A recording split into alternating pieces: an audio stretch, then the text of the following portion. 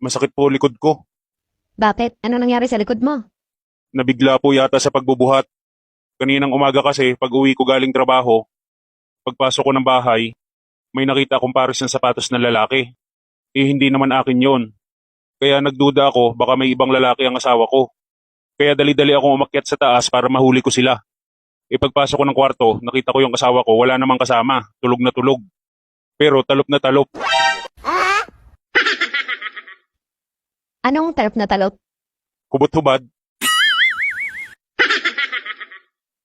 Tapos, Tapos sumilip ako sa bintana. Nakita ko sa labas, may lalaking tumatakbo.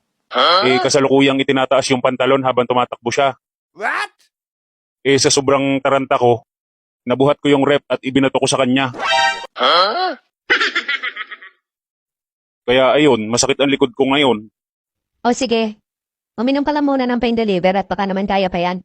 Balik ka sa atin pag talagang hindi kinaya. Sige po, Dok.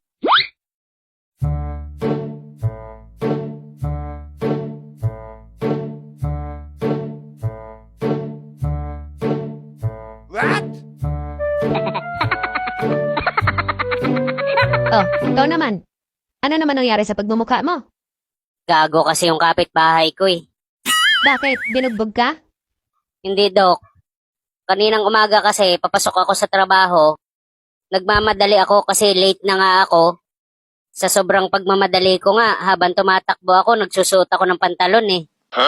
Itong gago kong kapitbahay, batuhin ba naman ako ng ref? O siya, diretso ka na muna doon sa klinik. Antayin mo na lang ako doon. Sige po. What?